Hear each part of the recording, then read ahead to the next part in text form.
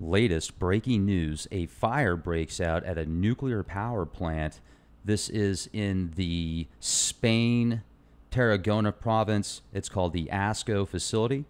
And let me just read a quick excerpt from Energy News. In the early hours, the ASCO nuclear plant fire caused a triggering to shut the plant down, and management in the ASCO 1 reactor contacted the Nuclear Safety Council in accordance with the usual procedures in the event of a fire which continues for longer than 10 minutes. Now, the plant was shut down, its combustible fuel recharging and discharging to avoid a nuclear disaster after the blaze started due to water dripping onto the standard electricity supply bar switches during recharging in the turbine building. The CSN says normal electricity supply was lost and a diesel generator was put into action. The emergency alert was at mode 1, or reduced risk level was issued. It was also withdrawn and replaced with an emergency pre-alert due to the continued absence of an external electricity supply. Now, they also say that they're going to downgrade that from a mode 1 to 0. Yet what I find interesting is this isn't their first rodeo, you guys. They had a situation a few years ago, several years ago, where it was originally just going to be a mode 1, and they actually had to upgrade it to a mode 2, which means it was a lot more intense than they originally speculated and told the public, which seems to be more often than not. And this is just one of several incidents recently, and I'm going to share another one with you right now.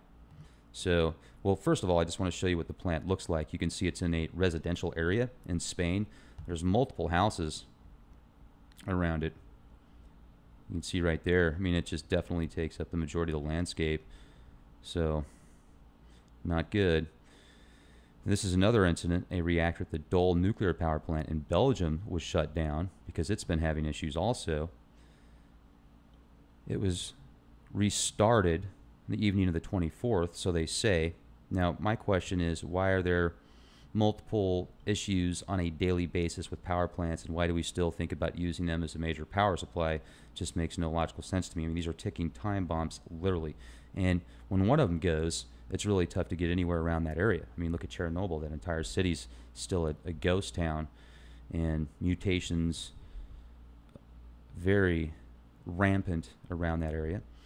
Look at Fukushima. There's people, still a few people out there. It's definitely cleaned up a lot more than it was before, yet is it really worth all the hassle? Is it really worth all the destruction? Is it really worth all the money that they have to put out to clean it up versus what they make and how much energy is created? Unless there's something more sinister to it. Now, I know that a lot of this stuff can be used for military applications, the depleted fuel, spent fuel, etc. 449 nuclear reactors around the world. 449 ticking time bombs. Can you imagine a nuclear dominoes effect? 6 reactors in Fukushima. The MOX mixture that you heard about, the plutonium mixture that was put in days before the incident that took place. The entire world was affected by Fukushima, and it still is. Yet they want to have the 2020, they're going to have the 2020 Olympics in Fukushima playing baseball. Isn't that wonderful? They're doing field trips out there right now showing how good it looks. 30 countries worldwide operating 449 nuclear reactors. And remember, each one of these reactors has to stay cool. The temperature within the cooling pools has to be, it's a continual stream of water also. So what do they do after they get water and they have to continually stream it? Do they continue to filter it out, or do they just dump it back into the world?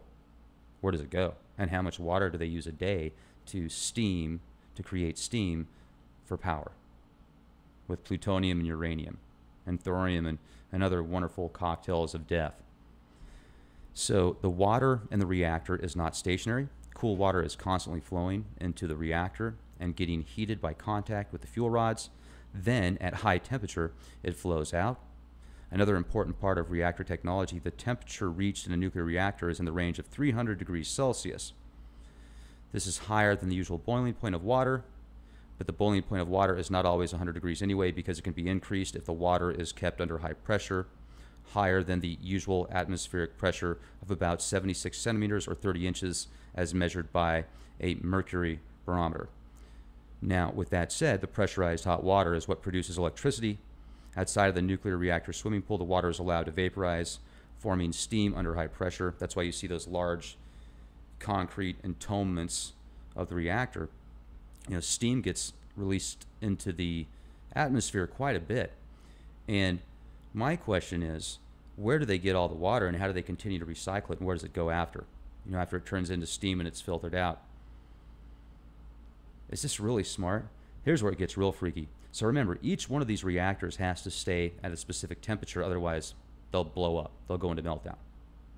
And then that's just abundance of dirty bombs for, think about this. If you were a bad guy, let's say that you were overseas and you wanted to go after a nation that had incredible technologies, but you didn't even want to set foot there. Well, you better be careful, because these nuclear reactors with Stuxnet type viruses, I hope there's some really good security at every single one of these facilities. Like way above and beyond what most people consider heavy duty security. Because if you really think about it, nuclear reactors can be more damaging than a nuclear bomb, depending on how much power those reactors generate. Like look at Fukushima, it's still going. Look at Chernobyl, it's still an issue. This is just really dangerous.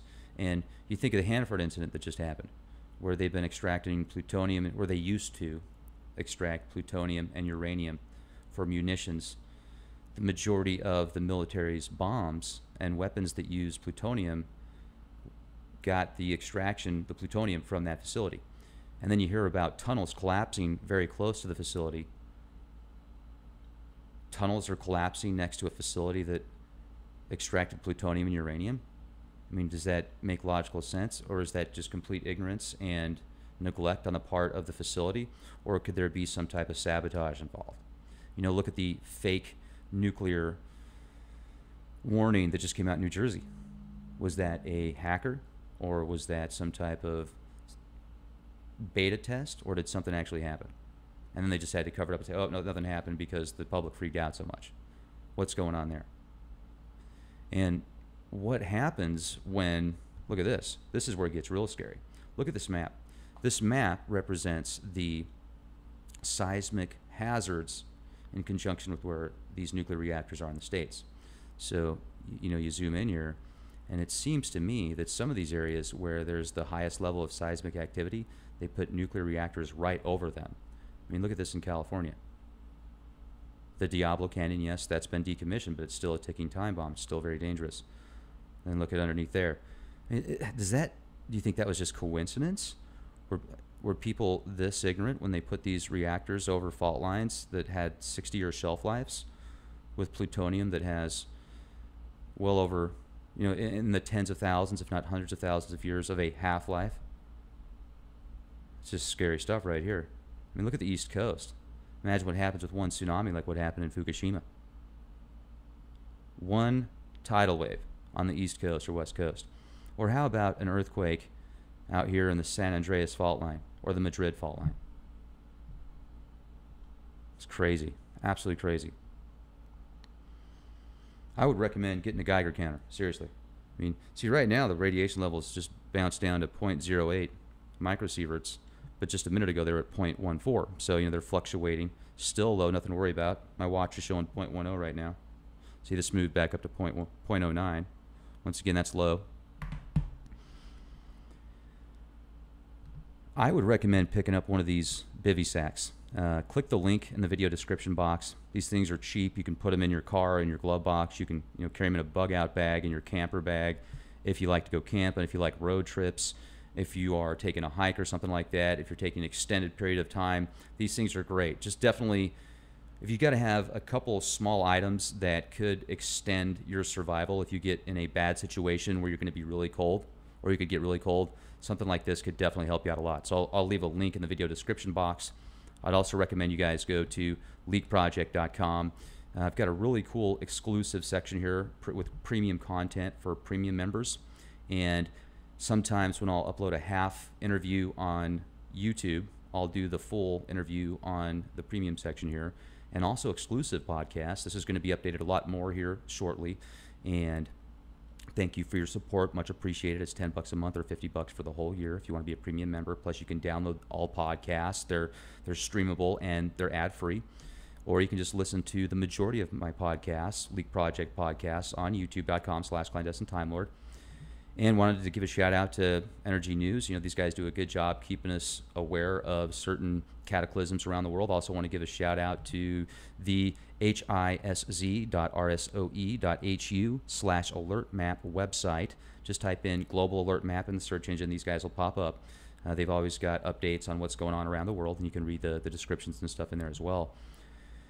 But let's just be, let's be aware of what's going on with the reactors and how much damage each one of these things could cause, because if we keep this on the forefront of our minds, and if this information starts to really get into the minds of politicians and people that pass laws and bills and even the nuclear industry, well, maybe we can start coming up with better solutions and ideas and ways to protect not only your family, your friends, and yourself, but the future generations, because these are just literally, people are worried about Planet X, people are worried about World War III, people are worried about an EMP, people are worried about bank holidays, about government collapse.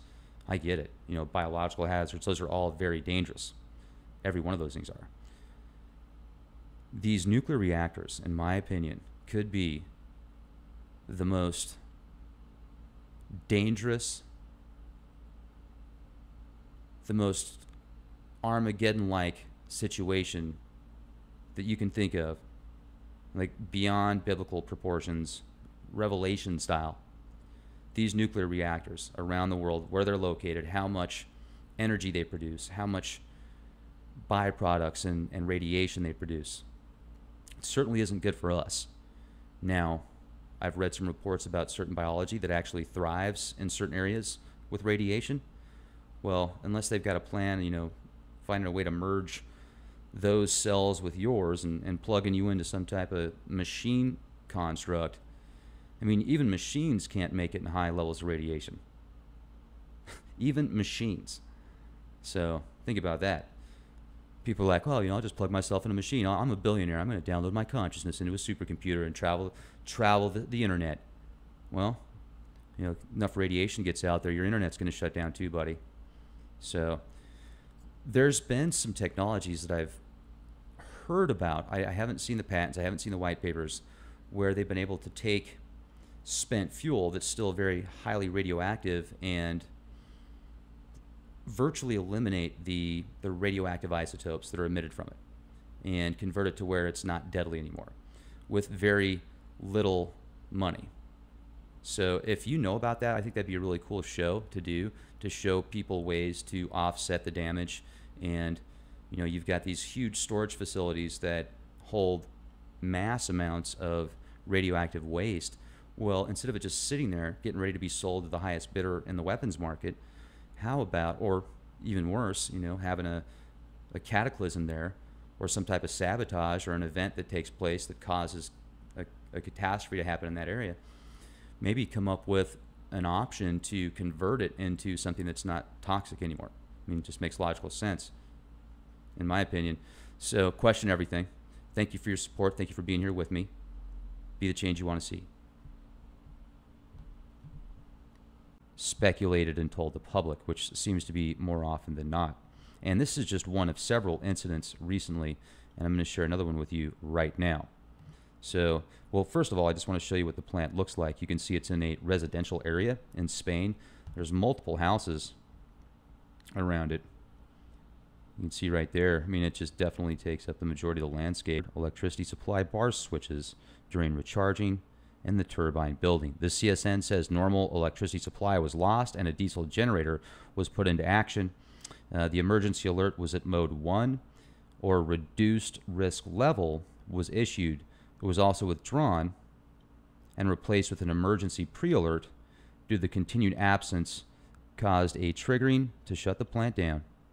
And management in the ASCO 1 reactor contacted the Nuclear Safety Council in accordance with the usual procedures in the event of a fire, which continues for longer than 10 minutes. Now, the plant was shut down, its combustible fuel recharging and discharging to avoid a nuclear disaster after the blaze started due to water dripping onto the standard of an external electricity supply. Now, they also say that they're going to downgrade that from a mode 1 to 0. Yet what I find interesting is this isn't their first rodeo, you guys. They had a situation a few years ago, several years ago, where it was originally just going to be a mode 1, and they actually had to upgrade it to a mode 2, which means it was a lot more intense than they originally. Latest breaking news: a fire breaks out at a nuclear power plant. This is in the Spain, Tarragona province. It's called the ASCO facility. And let me just read a quick excerpt from Energy News. In the early hours, the ASCO nuclear plant fire